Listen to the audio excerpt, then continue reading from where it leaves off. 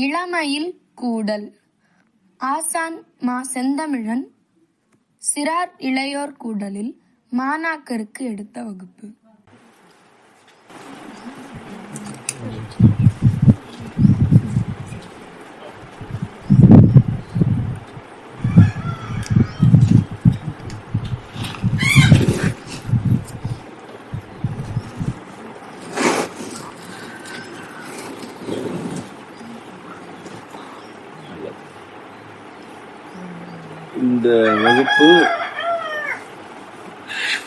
இந்த வகுப்புடைய பாட தலைப்பு என்ன அப்படின்னா, கூடல்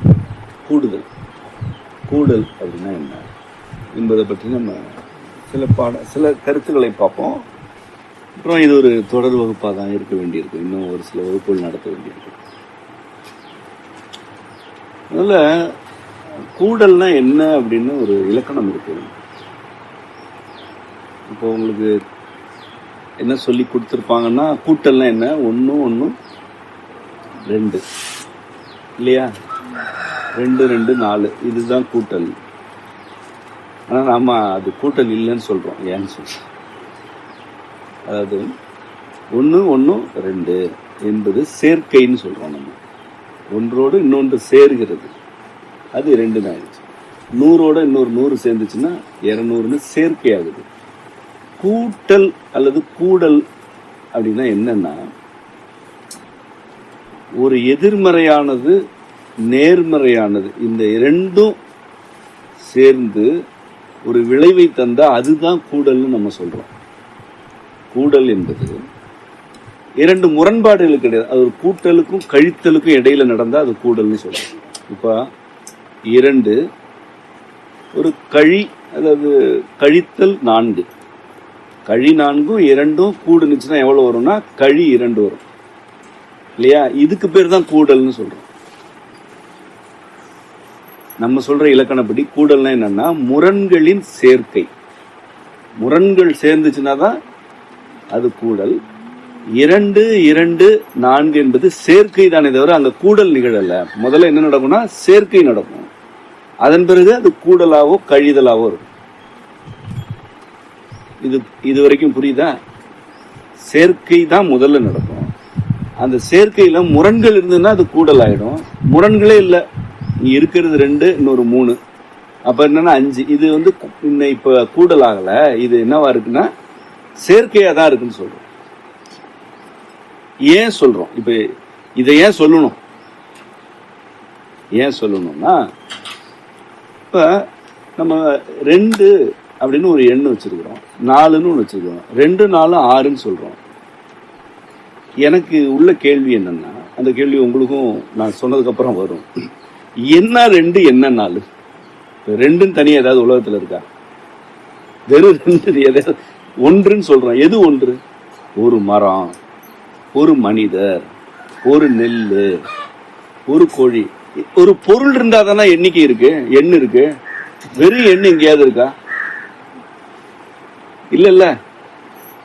அப்போ 2 4 சேர்ந்தா 6ன்னு சொல்லும் பொழுது எந்த 2 எந்த 4? 2 மரம் 4 மரம் சேர்ந்தா 6 மரம். இப்ப என்னன்னா சேர்க்கை நடந்திருக்கு இல்லையா. 2 கோழி 5 கோழி 7 இதெல்லாம் சேர்க்கை. சரி, ஆனா இந்த உலகத்துல சேர்க்கை மட்டும்தான் இருக்கா? இப்ப நம்ம எதிரில நமக்கு எதிரில ஒரு தோப்பு இருக்கு. இந்த தோப்புல எத்தனை மரங்கள் இருக்குன்னு நம்ம எண்ணணும். உங்களுக்கு ஒரு விருப்பம் இருக்கு. நீங்க என்ன செய்யறீங்கன்னா 1 2 3ன்னு மரங்கள் எல்லாத்தையும் எண்ணிட்டு இதுல 150 மரங்கள் இருக்குன்னு நீங்க சொல்லிட்டீங்க. சரியா? இப்போ உங்களிலிருந்தே ஒரு கேள்வி வருது, 150 மரங்களும் ஒரே வகையா?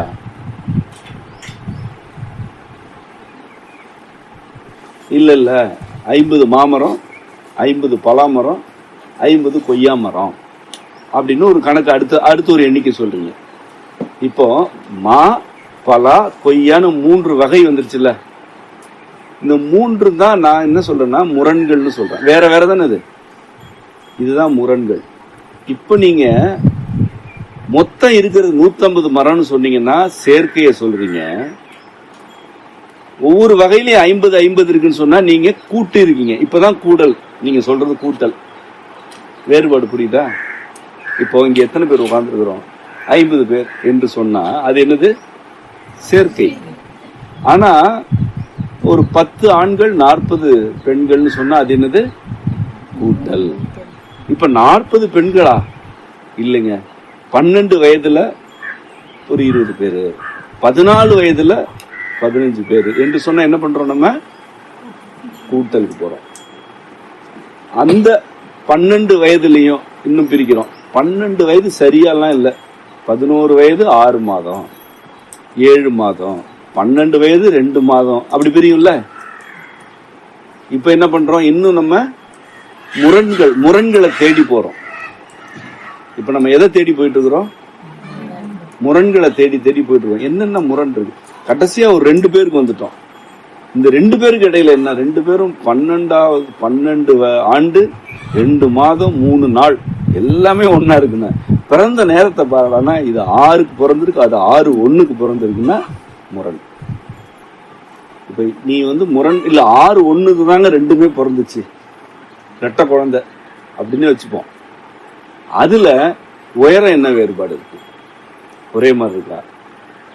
இல்ல உயரம் ஒண்ணுதான், திறன்கள்ல வேறுபாடு இருக்கா என்று நீ நுணுகி போகும்பொழுது ஒரு 50 மனிதர்கள் இருக்கிறார்கள் என்ற சேர்க்கையில தொடங்கி இப்ப நீ எங்க போயிருக்கிறன்னா, ஒரு மனிதருடைய தனிப்பட்ட விவரங்கள் யாவை, தனித்திறன்கள் என்னன்ற இடத்துக்கு போயிட்டீங்களா? இப்போ இதுதான் கூடலுடைய சிறப்பு.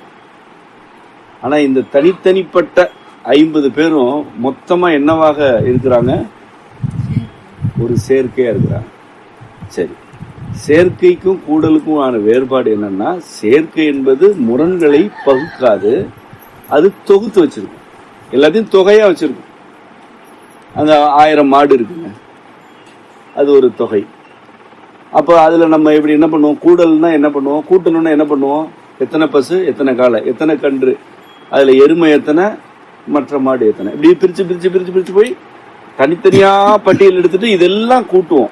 இதுவும் கூட்டும். இப்ப என்னன்னா 2, 100 அல்லது 51 இப்படியான எண்களை இனி நீங்க பார்க்காம, என்ன 51 அதை சொல்லு. வெறும் எண்ணுன்னு எதுவுமே கிடையாது. எண் என்று எதுவுமே இல்லை, எல்லாமே பொருள் தான். பொருள்னு வந்துச்சுன்னா வேறுபாடுன்னு ஒண்ணு இருக்கும். இப்போ நீங்க எழுதும் பொழுது இதுவும் 50 அதுவும் 50ன்றப்ப 2 சமம் தானே? 2 சமம், ஆமாவா இல்லையா? ஆனா 50 மல்லிகை 50 முல்லைன்றப்ப சமம் கிடையாது. 50 இல்லைங்க, 100மே முல்லை தான், முல்லைப்பூ தான் 100மேன்னா அந்த 100 முல்லைப்பூவும் ஒரே அளவுல இருக்கா? ஒரே இடையில இருக்கா? அதுக்கு ஒரே மனம் இருக்கான்னு கேட்டா வேறுபடுதல்ல. இப்ப என்ன நம்ம புரிஞ்சுக்கணும்னா, எண்ணிக்கை அல்லது எண் என்பதற்கு தனியே எந்த பொருளும் இல்லை. அது ஏதாவது ஒரு பொருளோட சேர்ந்தாதான் பொருள் தரும். அதனாலதான் நாம என்ன சொல்றோம்னா, கூடல் என்பது முரண்களின் சேர்க்கை தானே தவிர எண்ணிக்கையோட தொகுப்பு கிடையாதுன்னு சொல்றோம். ஏன் சொல்றோம்னு புரியுதா? நீ மொத்தமா இங்க இத்தனை இருக்கு அத்தனை இருக்குன்னு சொல்றதுனால என்ன நடந்துற போகுது? எது எத்தனை இருக்கு, இதோட தனித்தன்மை என்ன, அதோட தனித்தன்மை என்ன, இந்த 2க்கு இடையில முரண்பாடு என்ன, இதெல்லாம் 2 எங்க ஒன்னா சேரும், எங்க 2 தனியா பிரியும், இதெல்லாம் தெரிஞ்சாதான் நீங்க ஒரு சூழலை புரிஞ்சுக்க முடியும். இப்போ நான் நீங்க ஒரு 150 மரம் எண்ணிட்டு வந்தீங்கல்ல, நான் என்னென்ன மரம் சொன்னேன்? மா, பலா, கொய்யா சொன்னல. இப்ப அதையே அப்படி பார்க்கணும்னு நான் இப்ப சொல்றேன். மாமரத்துக்கு குறைந்த நீர் பாய்ச்சினா போதும், அதனினும் சற்று கூடுதலா பலாவுக்கு நீர் கொடுக்கணும். மாவை விட சற்று கூடுதலான நீர் பலாவு கொடுக்கணும். இந்த 2ஐ விட மிக கூடுதலான நீர் கொய்யாவுக்கு வேணும். கூடுதலான நீர் கொடுத்தாதான் கொய்யா காய்ச்சிட்டே இருக்கும். கூடுதலான நீர் கொடுத்தா மாமரம் காய்க்காது, காய்ப்பே குறைச்சிடும். மிக அதிகமான நீர் இருந்தா பலாவும் காய்க்காது. பலாவுக்கும் என்ன வேணும்னா வெப்பம் வேணும். அதனாலதான் பலா பாத்தீங்கன்னா கொஞ்சம் நல்ல செம்மண்ணும் வெயிலும் அதிகமா வர பகுதிகளில் நல்லா காய்க்கும். நீர் கூடாதுன்னு பொருள் அல்ல, நீர் தேங்கக்கூடாது. பலா வேற எங்க இருக்கும்? மலை சரிவுகள்ல இருக்கும், மலைக்காடுகள்ல இருக்கும். அங்கெல்லாம் நீர் தேங்காது, மலைன்றதுனால மழை பொழியும், நீர் ஓடிடும். ஆனா மலைகள்ல இருக்கக்கூடிய மாமரங்கள் நீங்க எத்தனை பேர் பார்த்திருக்கீங்கன்னு தெரியல, மரங்கள் மிக பெரிதா இருக்கும். மாமரம்னா மாபெரும் மரமாவே இருக்கும். நீங்க ஒரு 5-6 பேர் சேர்ந்து கட்டி பிடிச்சாதான் ஒரு மரத்தையும் கட்டி பிடிக்க முடியும். அது மாதிரி மாமரம்லாம் இருக்கு. இப்ப சிறுமலையில கூட இருக்கு. நம்ம சிறுமலை நம்ம குன்றத்துக்கு போற வழியிலே இருக்கு. ஒரு 4-5 பேர் சேர்ந்ததான் கட்டி பிடிக்க முடியும் ஒரு மாமரத்தை. ஆனா அதோடைய காய்ப்பு எப்படி இருக்குன்னா, இவ்வளவு பெரிய காயெல்லாம் வராது. அது எப்படி இருக்கும்னா ஒரு சின்ன கத்திரிக்காய் மாதிரி இருக்கும். இவ்வளவுதான். மரம் பெருசா இருக்கு, மழை பொழிவு அதிகமா இருக்கு, நீர் வளம் இருக்கு. ஆனா மாங்காயோட காய்ப்பு எப்படி இருக்கு? சின்ன சின்னதாயிடுது. அப்போ ஒரு தாவரத்துக்குமான வெப்பம், காற்று, நீர், குளிர்ச்சின்ற தேவைகள் மாறிடுது இல்ல. இப்ப நீங்க இந்த என்னன்னு அந்த தோட்டத்துக்கு வரீங்க, மாமரங்களுக்கு எவ்வளவு தண்ணீர் பாய்ச்சணும், எப்ப பாய்ச்சணும், பலாமரத்துக்கு எப்ப எவ்வளவு, கொய்யாவுக்கு எப்ப எவ்வளவுன்ற ஒரு வகைப்பாடு உங்ககிட்ட இருந்தாதானே அந்த தோட்டத்தை நீங்க முறையா பராமரிக்க முடியும். இதனாலதான் கூடல் என்ற கொள்கை தேவைப்படுது. கூடல் என்ன சொல்லுது? எண்ணுன்னு தனியா எதுவும் இல்ல, செயற்கை கொள்வன யாவுமே கூடல் கிடையாது. ஒவ்வொரு பொருளுக்கும் இடையிலான தனித்தன்மைகளை பாருன்னு சொல்லுது. கூடல் கொள்கை என்ன சொல்லுது? எதை பார்க்க சொல்லுது? தனித்தன்மையை பாரு. இந்த தனித்தன்மைகள் எல்லாம் ஒரு நிலத்துல இருந்தா அது ஒரு தோப்பு. நீங்க மொத்தமா 150 மரத்துக்கும் வேலை செய்யக்கூடாது. செய்தீங்கன்னா அதிக தண்ணி கொடுத்தா கொய்யா மட்டும் காய்க்கும், மற்ற ரெண்டும் காய்க்காது. குறைவான நீர் குடிச்சீங்கன்னா கொய்யாவும் பலாவும் காய்க்காது. அப்ப எதற்கு எவ்வளவு கொடுக்கணும் என்ற புரிதல் வேண்டும் என்றால் தனித்தன்மைகளை பார்க்க தெரியும். இதுதான் கூடல் என்ற கருத்து. உங்களுக்கு புரியுதா? மாடுகளும் அப்படிதான். மாடுகள் வளர்க்குறவங்களுக்கு தெரியும், காளை மாட்டுக்கு கூடுதலா தீவனம் கொடுத்துதான் ஆகணும், கறவை மாட்டுக்கும் கொடுத்தாகணும். பால் கறக்கிற மாட்டுக்கும் காளை மாட்டுக்கும் கூடுதலான ஊட்டம் தேவைப்படும். மற்ற மாடுகளுக்கு அதை விட குறைவா இருக்கும். மொத்தம் 20 மாடு இருக்குன்ட்டு 20 வைக்கோல் கட்டை 20ஆல வகுத்து உங்களுக்கு என்ன சொல்லி கொடுத்துருப்பாங்கன்னா 100 கீழ் 20 எத்தனைன்னா 5. என்ன 100 என்ன 20? எது 100 எது 20 தெரிஞ்சா இந்த கணக்கே போட மாட்டீங்க. 100 வைக்கோல் கட்டுகள் இருக்கின்றன, 20 மாடுகள் இருக்கின்றன. சமமாக பங்கிட்டு சமமாக கொடுத்தா என்ன ஆகும்? மாடு காளை மாட்டுக்கு ஒரு 7 கட்டு போடணும், கண்ணுக்குட்டிக்கு 2 கட்டு போதும், பசுமாட்டுக்கு ஒரு 7-8 கட்டு வேண்டி இருக்கும். இப்ப எப்படி வகுக்கிறது? இப்ப புரியுதா? வகுத்தலும் வெறும் என்ன உங்களுக்கு சொல்லி கொடுத்துருக்காங்க அல்லது என்ன இங்க இருக்குன்னா வெறும் எண்களை பத்தி விளையாட்டா இருக்கு. வெறும் எண்கள்ல விளையாடுறது. இதால வகுத்துரு, இதால பெருக்குன்னு. ஆனா அந்த எண்ணுக்கு பின்னால இருக்க பொருள் என்ன என்று பார்த்தா நீ பொதுவான கணக்கே இங்க இல்லைன்னு உங்களுக்கு அந்த உண்மை புரியும். ஒவ்வொன்றுக்கும் ஒரு தனித்தன்மை இருக்குன்னு புரியும். இதுதான் கூடல்ன்ற கொள்கையுடைய எளிமையான விளக்கம். சரி, இப்ப வருவோம். இப்ப நீங்க இருக்கிறீங்க இங்க ஒரு 42 பேர் இருக்கிறீங்க. இப்ப நான் என்ன சொல்றேன்னா, நான் சொல்ல மாட்டேன், வேற யாரோ சொல்றாங்கன்னு சொல்லி 42 எண்ணிக்கை இருக்கிறது. இங்க இருக்கிற எண்ணு என்ன? 42.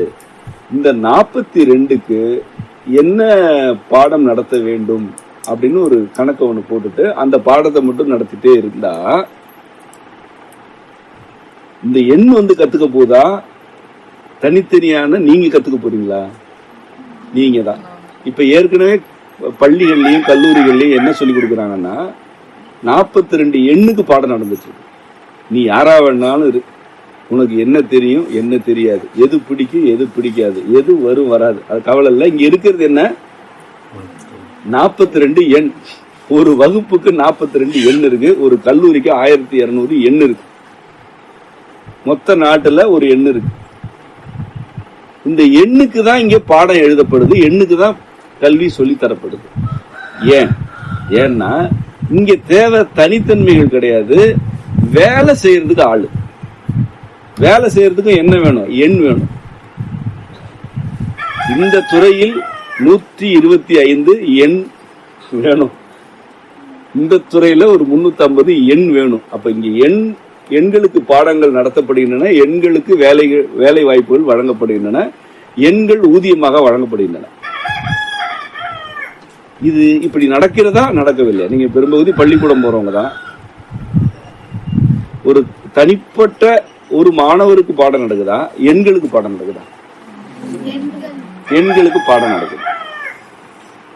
எனக்காக சொல்லாதீங்க, இல்லைன்னா மறுத்து பேசுங்க, இல்லைன்னா மறுத்து சொல்லுங்க.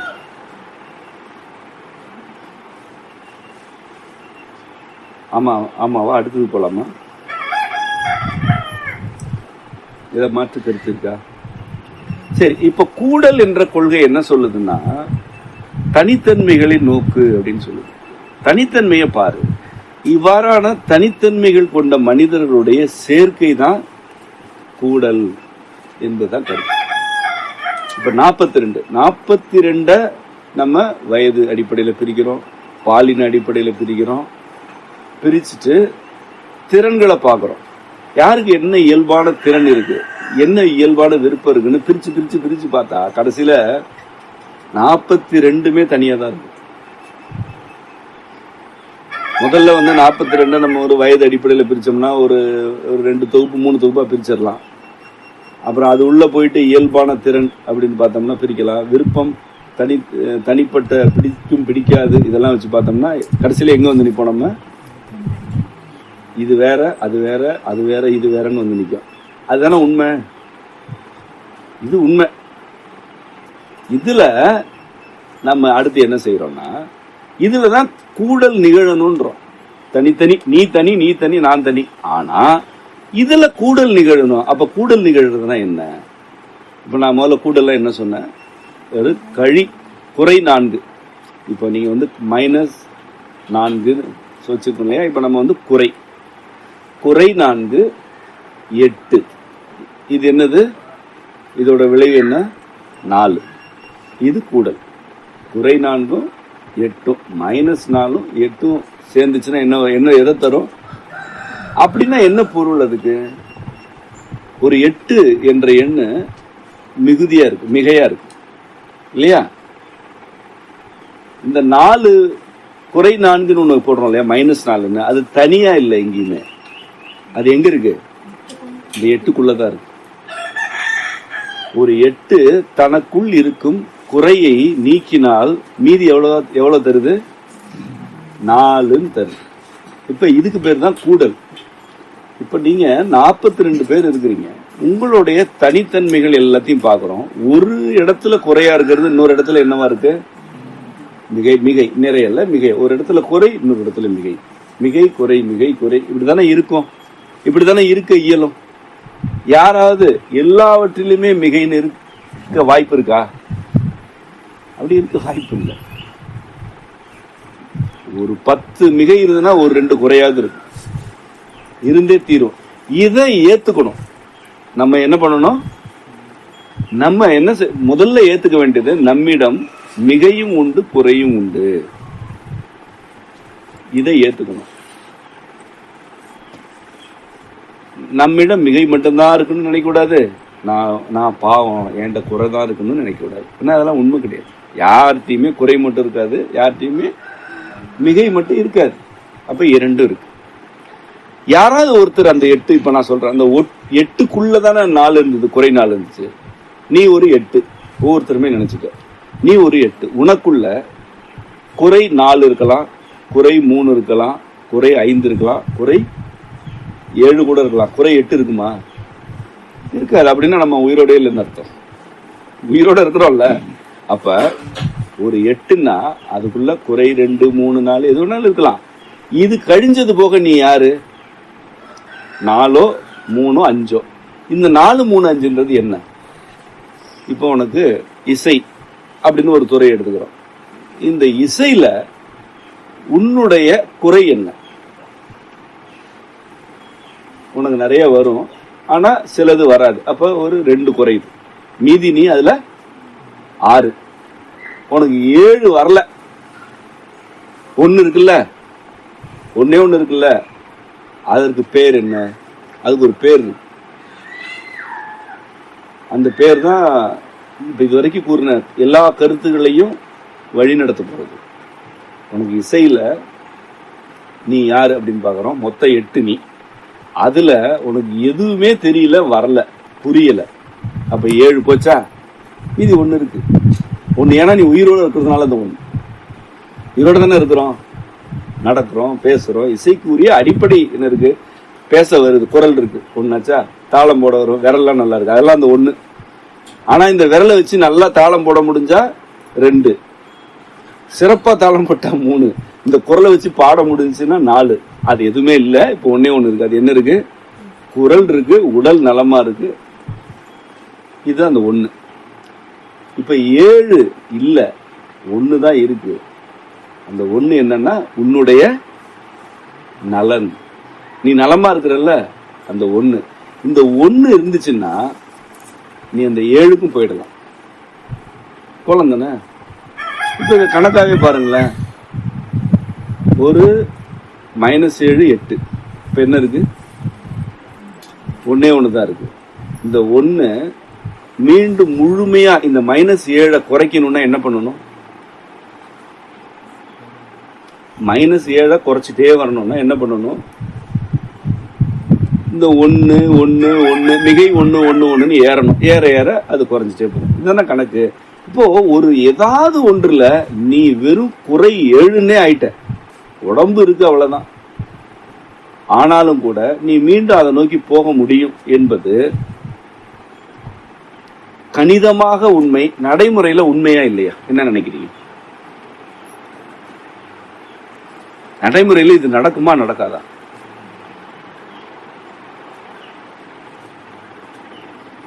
என்ன நினைக்கிறீங்க?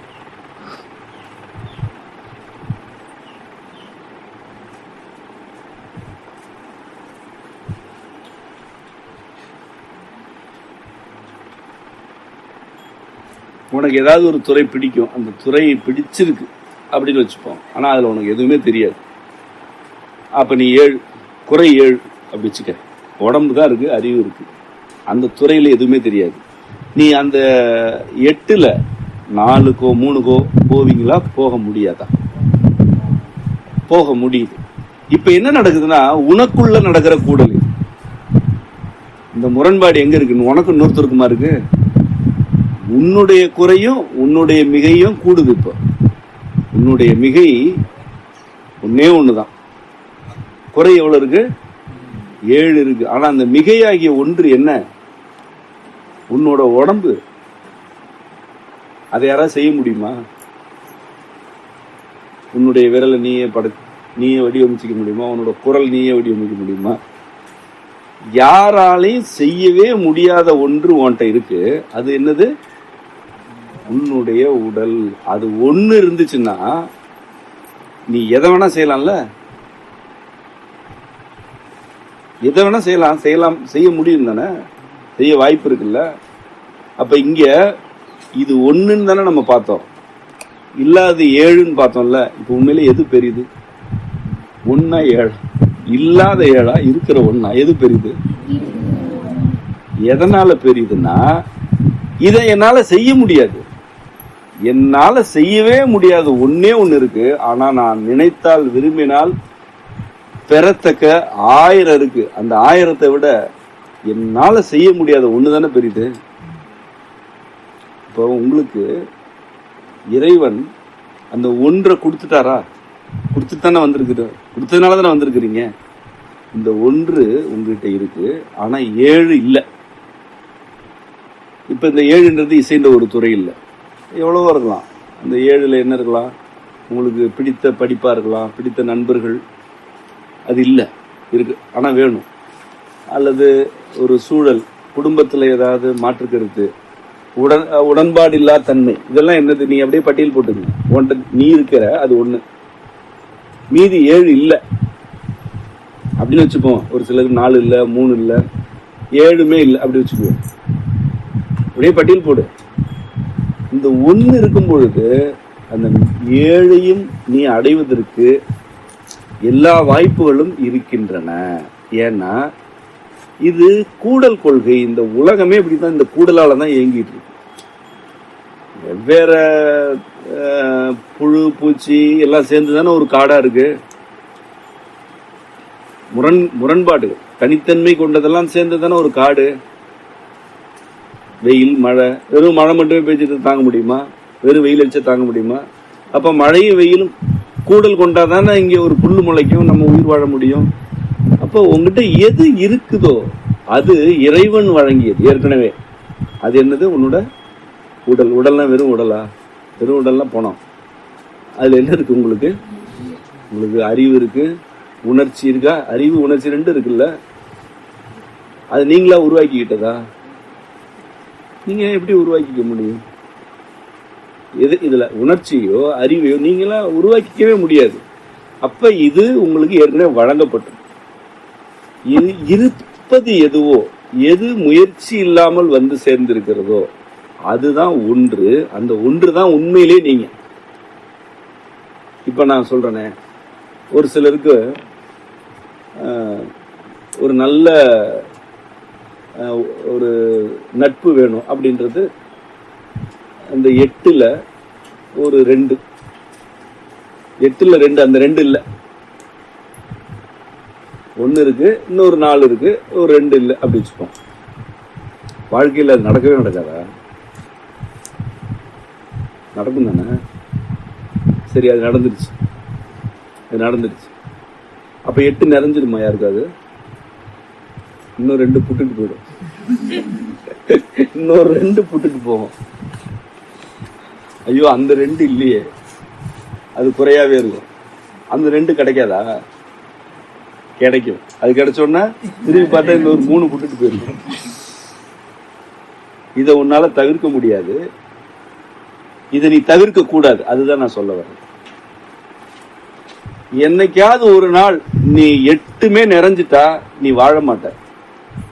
இதுக்கு மேல இங்க வாழ முடியாது அப்படின்ற இடத்துக்கு வந்துடுவ. அது உன்னை அது மரணத்தை நோக்கி தான் அழைத்து சொல்லு. ஏன்னா 8மே கிடைச்சிட்டா நிறைவடைஞ்சிடுற நீ. இப்ப இப்படி கற்பனை பண்ண, சும்மா ஒரு கற்பனை தான், இது நடக்க வேண்டாம் யாருக்கும். இப்ப ஒவ்வொருத்தரும் இருக்கீங்களா, இந்த 42 பேரும் என்ன பண்றீங்க? என்னிடம் என்னென்னலாம் இல்லை அப்படின்னு போடுறீங்க. 4 இல்லை, 3 இல்லை, ஏதோ ஒண்ணு இல்லை, 7மே இல்லை, இப்படி வருது. கண்ணை திறக்கும் போது எல்லாமே கிடைச்சிருச்சு. என்னெல்லாம் கேட்டியோ எல்லாமே கிடைச்சிருச்சு. அடுத்த வகுப்புக்கு நீங்க இருக்க மாட்டீங்க. எல்லாமே கிடைச்சிட்டா என்ன ஆகும்னா, எதுக்கு வாழணும்ன்ற கேள்வி வரும்.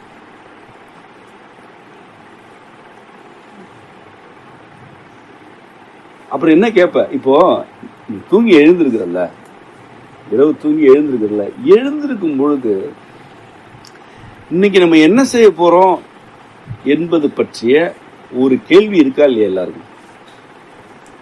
நல்லா தூங்கணும் அப்படின்னு வச்சுப்போம்.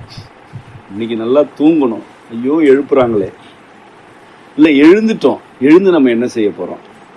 இன்னைக்கு நம்ம செய்ய போறது நமக்கு பிடிச்சது அல்லது பிடிக்காதது? இப்படி ஒரு கேள்வியே இல்லாம யாராவது தூங்கி எழுந்திருக்கிறீங்களா?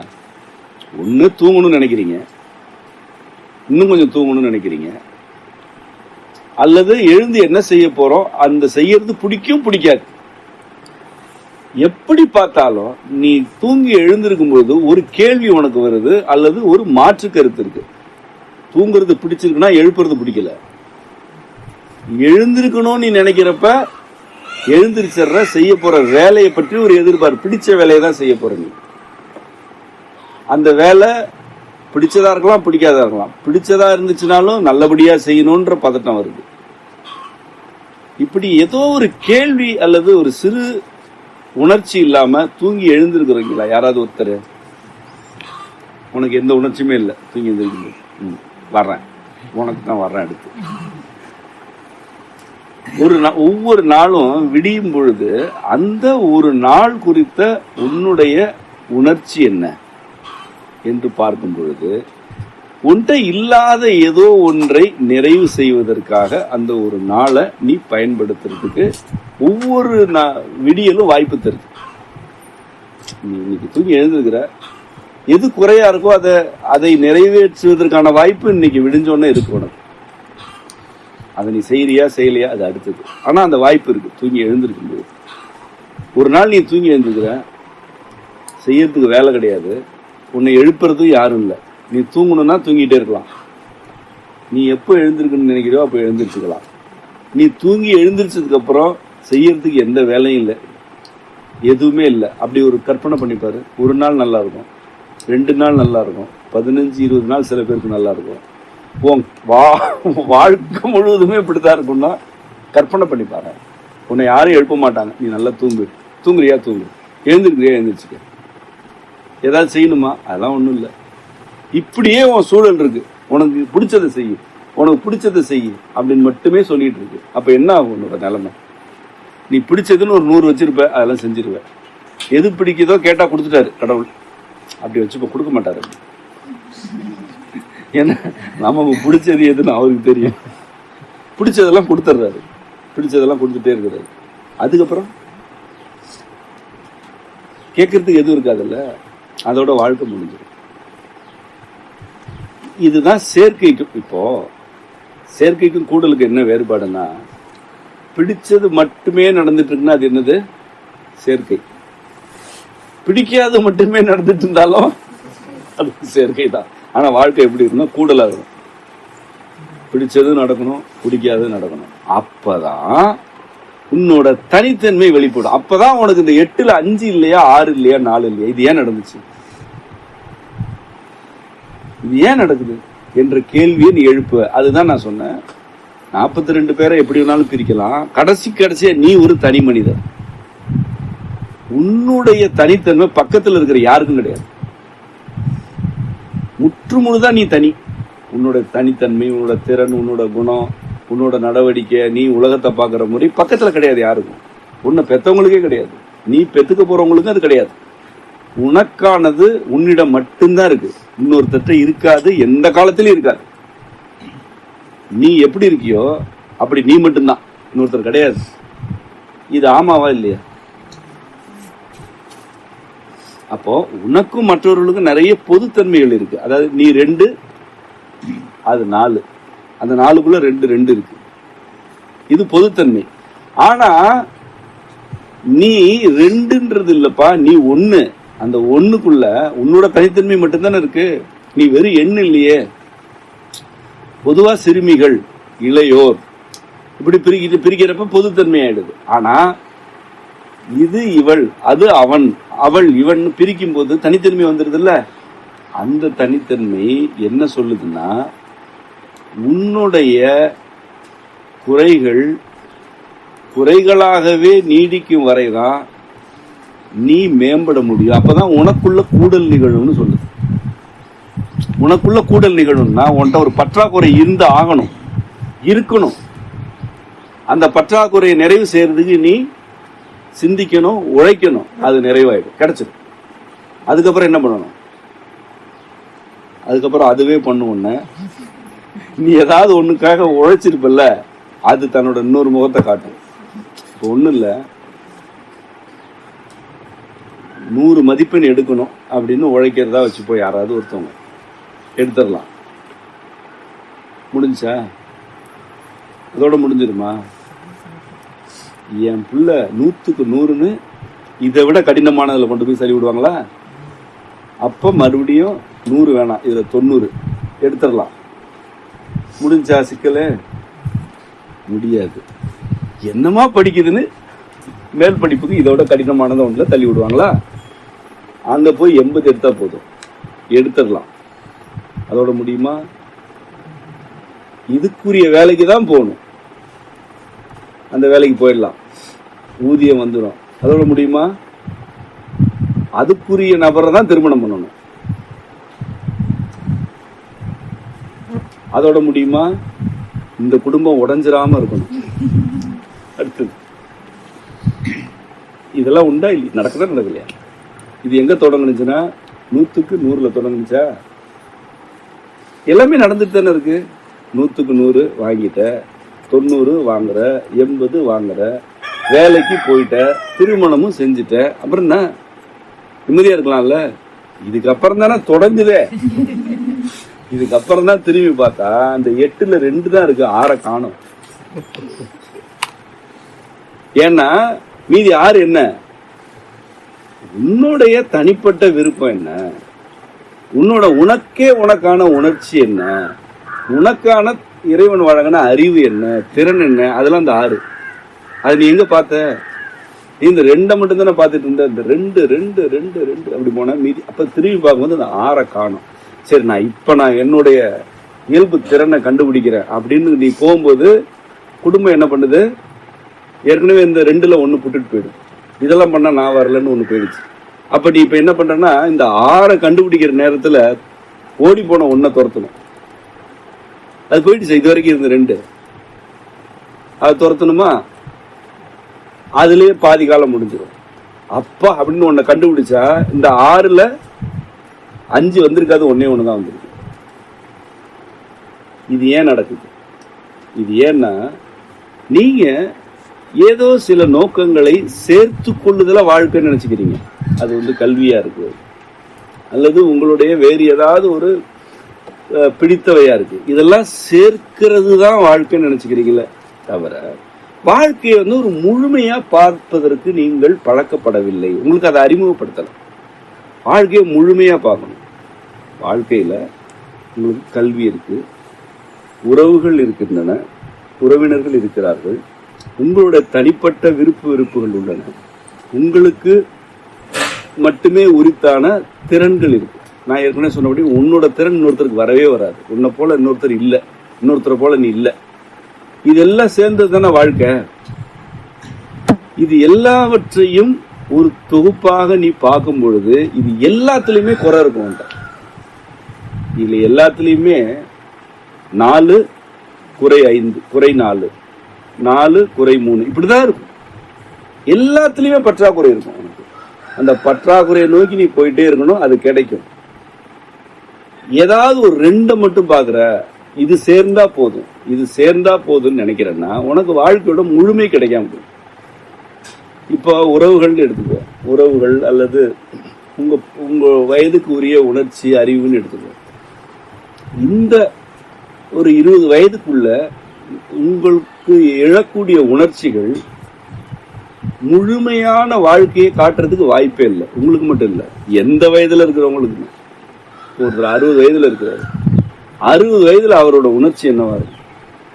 60 வயதுக்காரர் இல்ல 70 வயசு வச்சுக்கோ, அவருக்கு என்ன? அவருக்கு இப்ப இன்னைக்கு என்ன, இன்னைக்கு இருக்கிறவங்களுக்கு எல்லாம் என்னன்னா, நீங்க சொல்றீங்களா நான் சொல்லவா? நீங்களும் நிறைய பார்த்துருக்கோம். அவங்களோட கவலைகள் சொல்லுங்க. அத சொல்றேன். மூட்டு வீங்கிடுச்சு, கால் வலிக்குது, தூக்கம் வரல,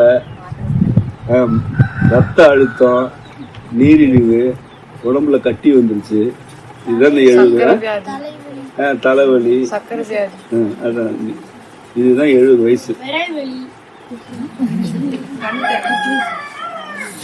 இப்போ இந்த முதியவர்களுடைய இந்த குறைகள் இருக்குல்ல, இதெல்லாம் என்ன நினைக்கிறீங்க?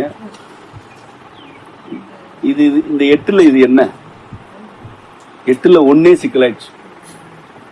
எது உனக்கு உன்னால செய்யவே முடியாதோ அதுலயே என்னாச்சு? 1லயே சிக்கல.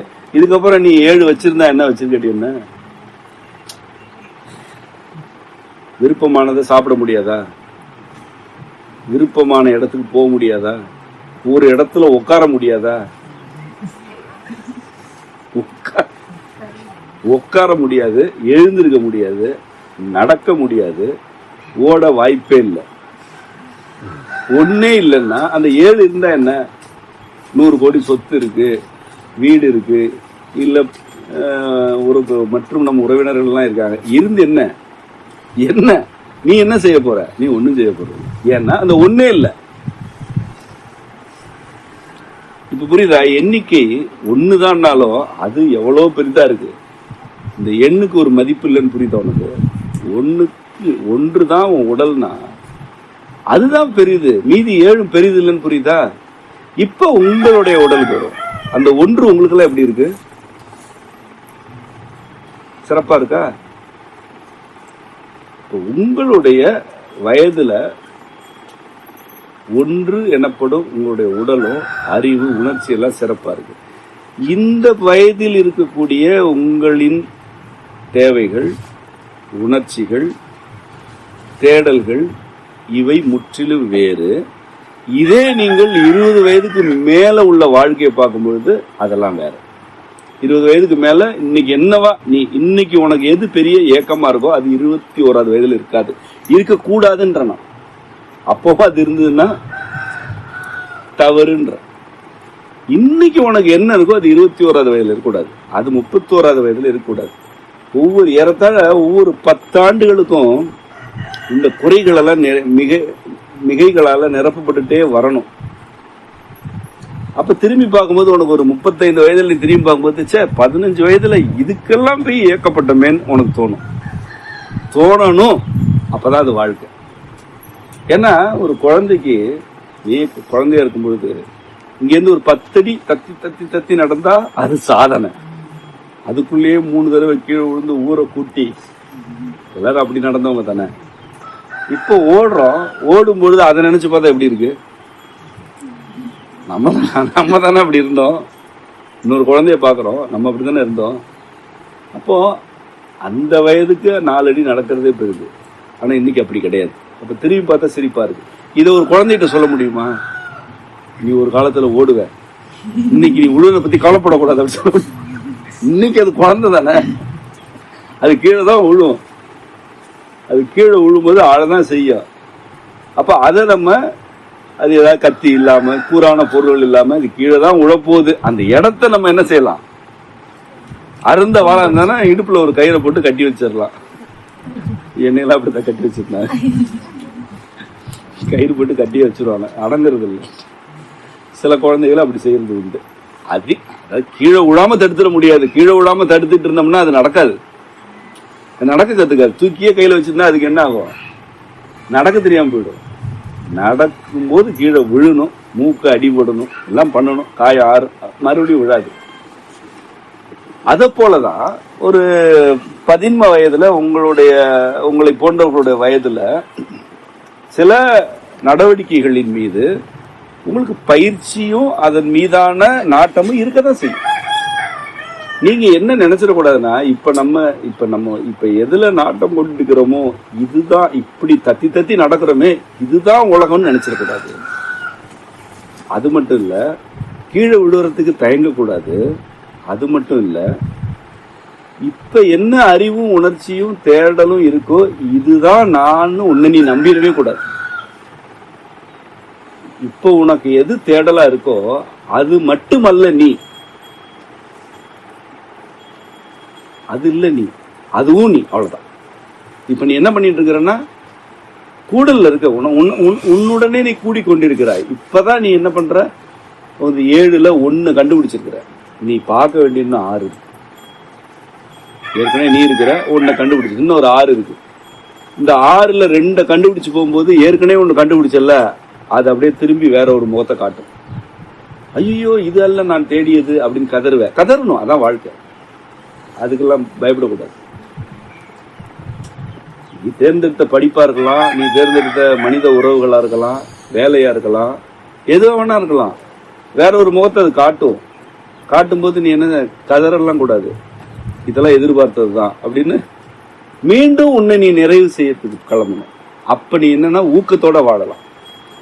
நீ விழுறியா, இல்ல தள்ளி விட்டாங்களா, பரவாயில்ல, எழுந்திருக்கணும், அதுல ஒரு மாற்று கருத்து இல்லை. ஆனா எழுந்திருக்கும் போது எந்த விருப்பத்தோட எழுந்திருக்கணும் தெரியுமா? மீண்டும் நான் விழக்கூடாதுன்னா இல்ல, மீண்டும் விழுந்தால் எழும்போது எனக்கு எந்த விதமான உணர்ச்சி தடுமாற்றமும் இல்லாம எழுந்திருக்கணும்னு நினைக்கணும். விழக்கூடாதுன்னு விரும்பக்கூடாது. ஏன்னா விழாமலாம் வாழ முடியாது. எதுக்கு வாழணும்? நான் வேட்டல் நூல்ல ஒரு சான்று ஒன்று எழுதியிருக்கேன். உங்கள்கிட்ட கேட்டாலே நீங்க பதில் சொல்லுவீங்க. உலகில் வேகமாக ஓடும் விலங்கு எது? சிறுத்தை தானே. அது எவ்வளவு வேகமா ஓடும்? எனக்கு தெரியல, 120 140 அப்படி ஏதோ ஒண்ணு. ஆமா தானே. உலகில் அதிவேகமாக ஓடும் விலங்கு சிறுத்தை, மாற்று கருத்தே இல்லைல்ல. சரி, மான்கள் எவ்வளவு வேகமா ஓடும்? சிறுத்தை விட வேகமா ஓடுமா?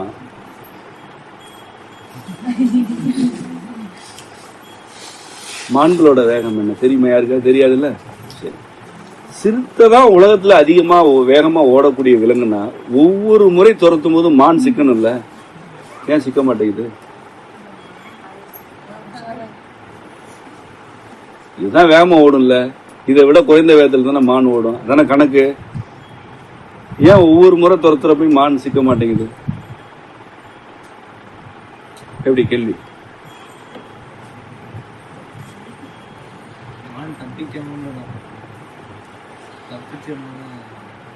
மான் தப்பிக்கணும்னு நினைக்குது. இதுக்கு நாள்ல நீங்க இல்ல யாராலையுமே பதில் சொல்ல முடியாது. ஏன்னா மான் கிட்ட அந்த ஒன்று இருக்கு, அந்த ஒன்று அதனை அது விட்டு கொடுக்கல. அது என்ன வச்சிருக்குன்னா தன்னோட உடல் திறனை தெளிவா வச்சிருக்கு. புரியுதா? எந்த உணவு உண்ணணும், எங்க மேயணும், எப்ப எங்க போய் தண்ணி குடிக்கணும், எப்ப கூட்டமா இருக்கணும், எப்ப இனத்தோட சேரணும், எப்ப குட்டி போடணும், இதுல அது எந்த விதமான குறைபாடும் வச்சுக்கல. அந்த ஒன்ன தெளிவா வச்சிருக்கு. அதனால தன்னை விட அதிகமா வேகமா ஓடக்கூடிய சிறுத்தைட்டு கூட அது பல நேரம் தப்பிச்சிருக்கு. எண்ணிக்கையில மான் அதிகமா சிறுத்தை அதிகமா?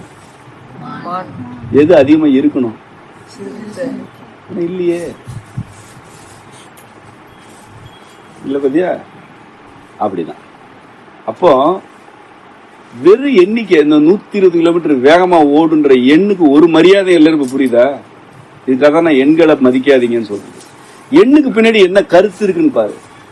ஒரு சிறுத்தை துரத்துது, அது எந்த அளவுக்கு வேட்கையோட அதாவது விருப்பத்தோட துரத்துதோ அந்த அளவுக்கு ஒரு மான் அதை அடிக்கும். மான் எந்த அளவு விருப்பத்தோட ஓடுதோ அந்த அளவு தப்பிச்சு ஓடிடும். இதுல எது முடிவு செய்து? விருப்பம் தான். இப்ப நான் இன்னொரு கணக்கு சொல்றேன். சிறுத்தை அதிகமா வேகமா ஓடக்கூடிய விலங்கு நீங்க சொல்றதுக்குலாம் அடிப்படை என்னன்னா 1 மணி நேரத்துக்கு 120 கிலோமீட்டர் ஓடணும். எந்த சிறுத்தையுமே 1 மணி நேரம் ஓடாது. ஏதாவது ஒரு சிறுத்தை ஓடு அப்படின்னு 1 மணி நேரம் ஓடுமா? சரி, மான் கிட்டத்தட்ட ஒரு 60-80 கிலோமீட்டர் வேகத்துல ஓடும். எந்த மானும் 1 மணி நேரம் ஓடாது. இன்னும் சொல்ல போனா ஒரு உயிரினம் கூட 1 மணி நேரம் தொடர்ந்து ஓடாது. அப்ப இந்த கணக்கு வச்சுட்டு என்ன பண்றது? சிறுத்தை சில நிமிடங்கள் ஓடும். ஒரு 3 நிமிடம் ஓடுதுன்னா அதை 20ஆல பெருக்கி 1 மணி நேரம் சொல்றது எவ்வளவு முட்டாள்தனம், எவ்வளவு அபத்தம். அது 1 மணி நேரம் ஓடினா தான்டா 120 கிலோமீட்டர் ஓடும். அதான் ஓடாது. 120 கிலோமீட்டர் ஓடினா காட்டுக்கு வெளியில போயிடுது. காடே அவ்வளவு பெருசு இல்லடா. இப்போ வெறும் எண்ணிக்கை அல்லது கணிதம் அல்லது இந்த மாதிரி எண்ணிக்கை சார்ந்த அறிவு எவ்வளவு முட்டாள்தனமா இருக்குன்னு புரியுதா? மான்கள் இருக்கு அப்படின்னா அது ஓடுறது வேகம் இல்லை, இங்க முக்கியம். தாவ தெரியணும், பதுங்க தெரியணும், வழிமாற்ற தெரியணும். திரும்ப சில நேரம் மான்கள் பாத்தீங்களா, சில நேரம் திரும்பி நின்று எதிர்க்கவும் செய்யும். மான் எல்லா மானும் ஓடிட்டு கழுத்தை கொடுக்காது. சில மான்கள் எதிர்க்கும், சில மான்கள் சண்டை போடும், சில மான்கள் கூட்டமா சேர்ந்து சிறுத்தையை விரட்டுறதும் உண்டு. எல்லாமே இருக்கு காட்டுல. அப்போ ஒரு உயிரினத்துக்கு ஒரு உணவு கிடைக்கணும்னா கூட அதுல வேகம், உடல் திறன் என்ற ஒரு கருத்து கிடையாது. பல தனித்தன்மைகள் இருக்கு. அதுதான் கூடல். அப்ப நீ உன்னை சிறுத்தைன்னு நினைச்சுக்க, இல்ல மான் நினைச்சுக்க, முயல் நினைச்சுக்க, என்ன வேணா நினைச்சுக்க. ஆனா உனக்கு இருக்கிறது ஒன்று. அந்த ஒன்று என்ன? உன்னுடைய உடலும் அறிவும் உணர்ச்சியும். அதை இறைவன் கொடுத்திருக்கிறான் உனக்கு. இதை வைத்துக்கொண்டு நீ மான் போலவும் வாழலாம், சிறுத்தை போலவும் வாழலாம். எப்படி இருந்தாலும் நீ உன்னுடைய உடல், உன்னுடைய உணர்ச்சி, அறிவு ஆகிய மூன்றையும் மதிச்சா மட்டும்தான் அது நடக்கும். நீ அதை மதிக்கலன்னா உன்னுடைய எத்தனை இருந்து என்ன பண்றது? ஒரு மான் இருக்கு, அது என்ன பண்ணுது? அதுக்கு மிக விருப்பமான ஒரு புல்வெளிக்கு போய் மேய்ஞ்சிட்டே இருக்கு. மற்ற மான்கள் எல்லாம் இங்க இவ்வளவுதான்ட்டு அப்படியே நகர்ந்துட்டே இருக்கும். நீங்க பிரவுசிங் அப்படின்னு ஒரு சொல் இருக்குல்ல, அது இன்னைக்கு எதுக்கு பயன்படுத்துறோம்? இணையத்துல தேடுறதுக்கு. ஆனா சொல்லுக்கு பொருள் தெரியல. பிரவுசிங்னா என்ன? மேய்தல் இல்லையா? அதான பொருள். அதுக்கு மேய்தல்னா என்ன? தமிழ் சொல்லுக்கு வருவோம். மேய்தல்னா என்னன்னா ஒரு இடத்துல இல்லாம மேலெழுந்த வாரியாக பரவுதல். அதான் இப்ப கீத்து மேயறதுன்னு சொல்றோம்ல, வேயறது மேயறது இதெல்லாம் சொல்றோம்ல, அப்படின்னா என்ன பொருள்? அதுக்கு மாடு மேயுதுன்னு சொல்றோம். அப்படி வச்சுக்கோ. ஒரு இடத்துல நீ கட்டி போட்டு போட்டீங்கன்னா அது மேயறது இல்ல.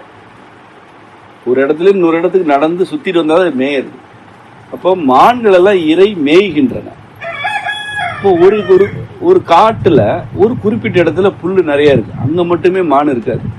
அது என்ன செய்யுது? இங்கேருந்து போகுது, சில கொடிகளை பிடிச்சி இழுக்குது, சில குறு மரங்களை இழுக்குது, சில இடத்துல பழம் இருக்கும், சில இடத்துல காய் இருக்கும், எல்லாத்தையும் திருட்டு வருது. ஆனா ஒரு மான் என்ன பண்ணுது? எனக்கு மிகவும் பிடித்த புல் இது, இதை மட்டும் சாப்பிடுறேன்னு சாப்பிட்டு சாப்பிட்டு வயிறு பெருசாயிடுச்சு. அப்புறம் இன்னொரு இடத்துக்கு போகுது, அந்த வயிறை கரைக்கிறது, கொழுப்பை கரைக்கிற ஒரு காய் கொட்டி கிடக்கு, அதெல்லாம் சாப்பிட்டு சாப்பிட்டு தொடையெல்லாம் பெருசா அப்படி வலிமையாயிடுச்சு. இதை பண்ணிட்டே இருக்கு. ஒரு இடத்துல போய் வயிறை பெருசாக்குது, ஒரு இடத்துல தொடையை பெருசாக்குது, உறுதியாயிடுது. அப்புறம் அதை அந்த மான் படித்த மான்னு வச்சுக்கோமே, அது என் உடம்புல இவ்வளவு புரதம் இருக்கு, இவ்வளவு கொழுப்பு இருக்கு, சுண்ணாம்பு சத்து இருக்கு அப்படின்னு அதுவே ஒரு பட்டியல் வச்சுட்டு உங்கள்கிட்ட எல்லாம் இது இல்லை அப்படின்னு சொல்லுது. மற்ற மான்கள்ட்ட இல்லை அப்படின்னு சொல்லிடுச்சு. இப்ப ஒரு சிறுத்தை துரத்துது. அப்ப இந்த மான் தானே தப்பிக்கணும், ஆனா இது தப்பிக்குமா? இது தப்பாது. ஏன் தெரியுமா? பல காரணங்கள் இருக்கு. முதல் காரணம் என்னன்னா, இதற்கு இந்த காட்டின் மற்ற இடங்களை பற்றி அறிவே கிடையாது. எந்த திசையில ஓடுனா எங்க பதுங்கலான்னு மத்ததுகளுக்கு தெரியும். ஏன் தெரியும்னா அதுங்க எல்லா இடத்துலயும் போய் மேய்ஞ்சுது. அப்போ உணவு ஒரு மான் கூட்டமோ அல்லது முயல்களோ காடுன்னு சுத்துறது திங்கிறதுக்காக மட்டும் கிடையாது. மேயும் பொழுதே எங்க புதர் இருக்கு அது உள்வாங்கிட்டே இருக்கும். எங்க புதைகுழி இருக்கு, எங்க சேறு இருக்கு, எந்த தண்ணியில முதல்ல இருக்கும், எங்க இருக்காது எல்லாம் தெரியாது. இல்லங்க, நான் காலை தூங்கி எந்திரிச்சதுல மேய்ச்சிக்கிட்டே இருப்பேன், சத்தானதான் மேய்வன். ஒரு 4 இடத்த மட்டும் தெரிஞ்சு வச்சுச்சுன்னா, ஒரு சிறுத்தையோ புளியோ துரத்தும் பொழுது அந்த 4 இடத்துலயே சுத்தம். சிறுத்தை துரத்தால வேணாம், அது போய் உட்காந்துக்கலாம். நீயே ஓடி முடிச்சுட்டு உட்கார்ந்து. உயிரினங்கள் வெறும் உடல் தேவைக்காக நீ எதையுமே செய்யறதில்ல. அது என்ன செய்யுதுன்னா, உடல் பேணுவதற்கு என்ன இயல்பான அதுக்கு உணர்ச்சி அறிவு வழங்கப்பட்டிருக்கோ அதை தெளிவா செஞ்சு, அதனால தன்னை விட வலிமையான விலங்குகள்கிட்ட இருந்து கூட தப்பிக்குது. இப்ப நீ உன்னுடைய ஒன்றை எவ்விதமான சிக்கலும் இல்லாம வச்சுக்கிட்டேன்னா எதுல இருந்து தப்பலாம்ல? எந்த சிக்கல் வந்தாலும் தப்பலாம்ல. அப்ப அது எதை நீ அந்த ஒன்றுல என்ன இருக்கு? உன்னோட உடல், அறிவு, உணர்ச்சி 3 இருக்கு. இந்த 3 உன்னிடம் தெளிவா இருந்ததுன்னா நீ வாழ்க்கைய வாழ்ந்துட்டே இருக்கலாம். அந்த வாழ்க்கையில என்ன இருக்கும்? மகிழ்ச்சி மட்டும் இருக்காது, இருக்கக்கூடாதுன்ற நான் மீண்டும் மீண்டும் சொல்றேன். நீ இறை தேடி போகும் இடத்தில் உனக்கு இறை இல்லை என்றால் உன்னுடைய கால்கள் மேலும் மேலும் வலிமையாக்கப்படுகின்றன. அதை நல்லா புரிஞ்சுக்க. நீ கட்டி போட்டு மான் வளர்த்து பாரு, அந்த மானை எட்டி உதச்சுன்னா கால் முறிஞ்சிடும். ஆனா காட்டுல இருக்கிற மானை பிடிச்சு அதோட கால் எப்படி இருக்குன்னு அதோட கால் வலிமையை பாரு. எது ஒன்றுக்கு எளிதில் அடிப்படை தேவைகள் கிடைக்கவில்லையோ அது தன்னை வலிமைப்படுத்தியே தீரும். ஏன்னா அந்த ஒன்று ஏழை ஈர்த்துக்கிட்டே இருக்கும். அந்த ஒன்றை தான் நீ ஒழுங்கா வச்சுக்கணும். அதிகமா நடக்கிறவங்களோட கால் வலிமையா தான் இருக்கும், வேற வழியே கிடையாது.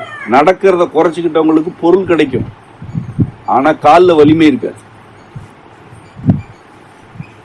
யானை அவ்வளவு பெரிய உடம்பு, ஆனா அது காடு முழுவதும் நடக்குது, அதனாலதான் அந்த உடம்பு வலிமையா இருக்கு. இதே கட்டி போட்ட யானை இருக்குல்ல, கட்டி போட்டுட்டு அதுக்கு தீனி போட்டுட்டே இருப்பாங்க, அது என்ன பண்ணுது? வலிமையை காட்டுதா?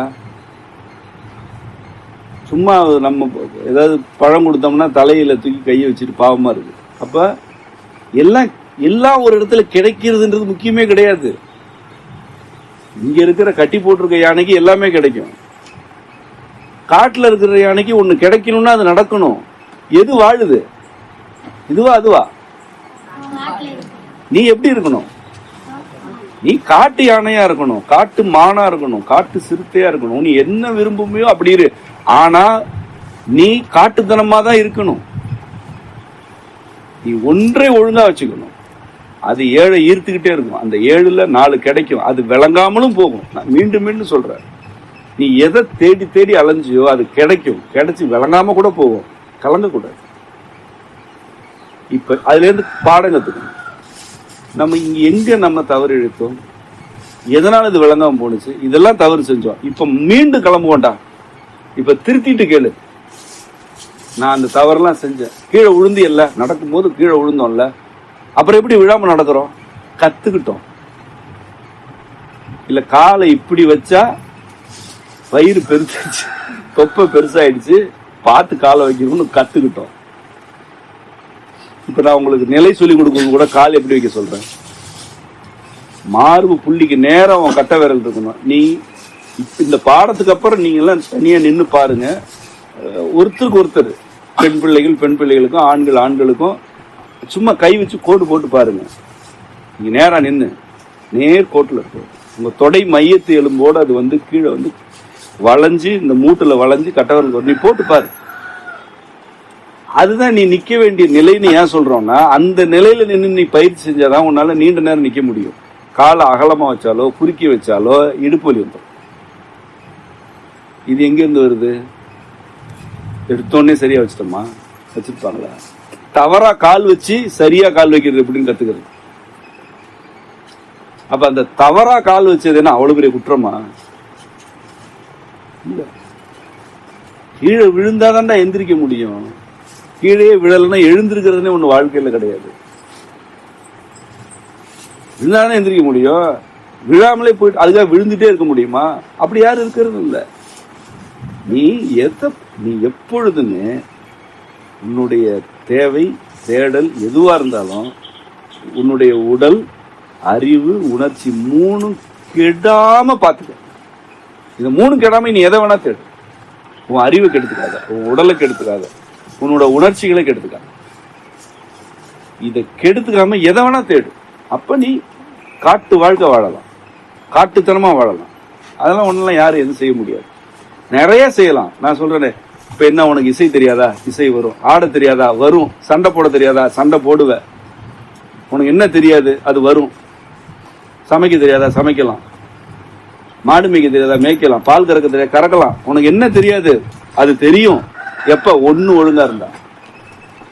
ஒண்ணுல கை வச்சிட்டீங்கன்னா மூச்சு விடுறதே பெருசுங்க. நடந்தா போதும், எழுந்திருச்சா போதும் ஆயிடும். அந்த ஒண்ணு மட்டும் நீ ஒழுங்கா பாத்தீங்கன்னா, இந்த 7 இருக்கலாம், இந்த 7மே குப்பை, தூக்கி போட்டு அடுத்த 7 வாழ்ந்துட்ட, தூக்கி போடுறான் அடுத்து. வாழ்க்கை முழுவதும் எத்தனையோ செஞ்சிட்டு இருக்கலாம். வாழ்க்கை ஒரு காட்டுத்தனமான வாழ்க்கையா இருக்கு. சரியா?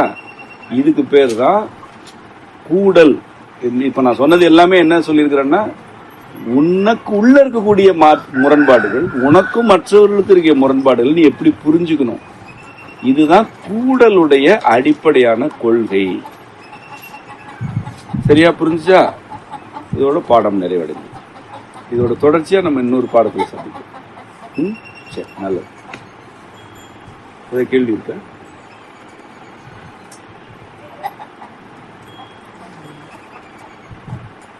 யாருக்கு அது கேள்வி இருக்கா? உலகத்திலே வேகமா ஓடக்கூடிய விலங்கு இது? அப்படி எதுவுமே இல்லை. அது தேவைக்கு அது ஓடும்.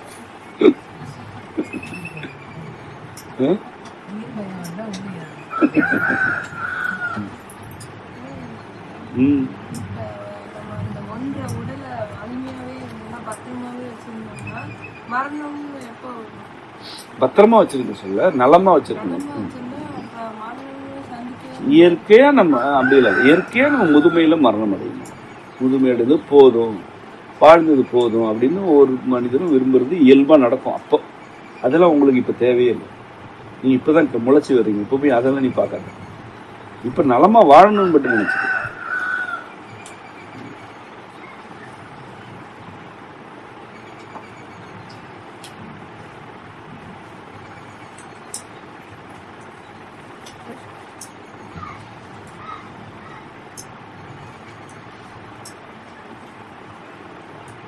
வேற எதுவும் இருக்க கேள்வி?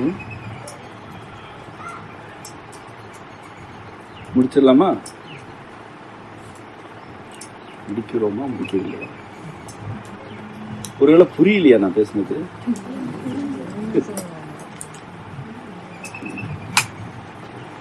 ஒன்றுல என்ன இருக்கு அப்படின்னு மட்டும் மறந்துடக்கூடாது. என்னென்ன இருக்கு? இது மூணு. ஏன்னா இது மூணு நம்ம செய்யல, இது இறைவன் கொடுத்தது. மூணு இறைவன் கொடுத்தது. அவன் இறைவன் எதை கொடுத்தானோ அதை மட்டும் பாதுகாத்துக்க. அதை மட்டும் எதற்காகவும் யாருக்காகவும் விட்டு கொடுக்காத. உடல் நலனுக்கு எதிராக எது செஞ்சாலும் ஒத்துக்காத. உணர்ச்சிகளை யாராவது சீண்டுனா ஒத்துக்காத. உன் அறிவை கெடுக்கிற மாதிரி ஏதாவது இருந்ததுன்னா அதை தவிர்த்து. இதை மட்டும் செய்யும். வாழ்க்கை வாழ்ந்துட்டே இருக்கும்.